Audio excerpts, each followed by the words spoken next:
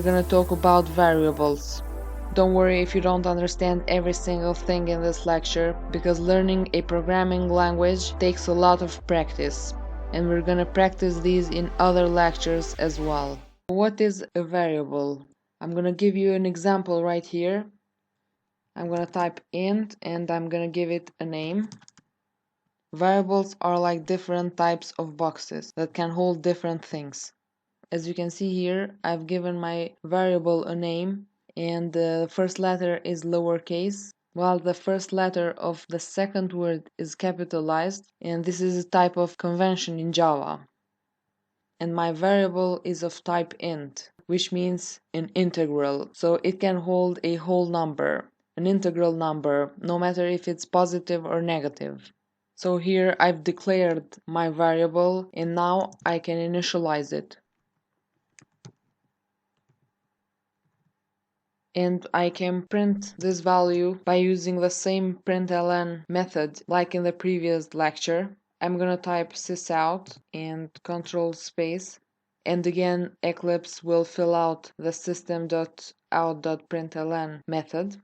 Within parentheses, I'm gonna write the name of my variable, and I'm gonna click run, and as you can see here it outputs 42. Now, as you can see, I have declared and initialized my value in different steps. However, I can do it only in one step.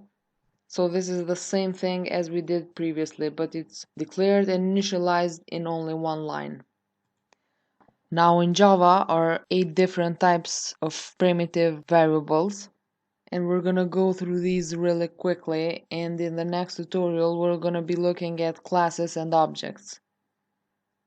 So if you want an integral number, you usually use an int, but sometimes you see a short.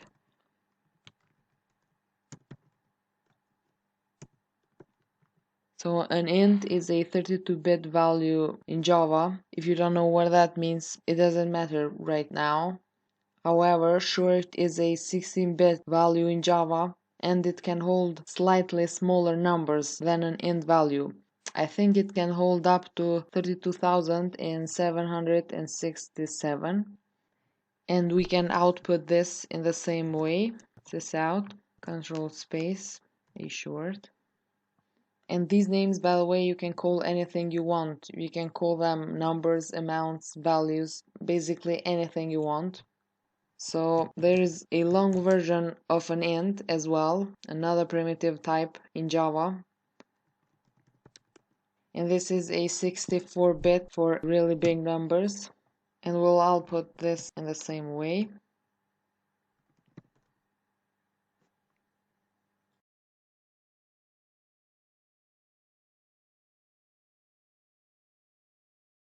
If you want a floating point number, you usually use a double.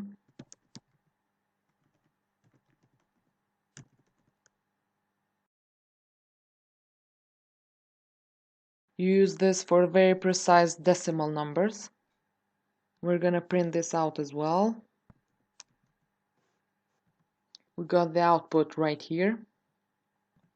And there is no long version of the double in Java, but there is a short version of it, and it's called float. And float must take an F at the end of the number, as you can see. So double value cannot fit into float value without an explicit casting, for which we'll talk in the next lectures later on. We're gonna print the float value as well. However, int values and double values are most commonly used for integral and decimal numbers. In addition to these 5 primitive values, there are also another 3 interesting values in Java. Another one is char value, which can hold a Unicode character, and you can specify character using single quotes. It could be any character in your keyboard. I'll just write B.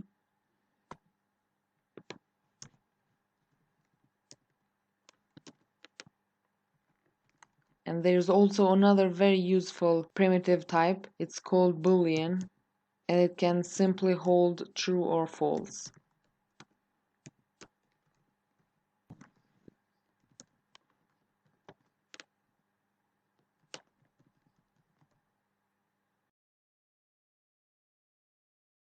And finally, we have a byte type, which can only hold a 6-bit of data.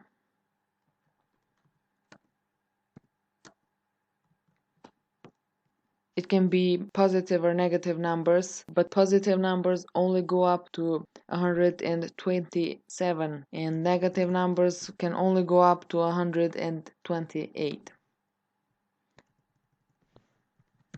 So I'm gonna leave 127. I'm gonna print it to console. I'm gonna capitalize the second letter. Okay, so that's it of declaring different types of boxes and putting different values on them. In the next lectures, we're gonna be looking at some non-primitive types, classes and objects. So I'll catch you in the next lecture.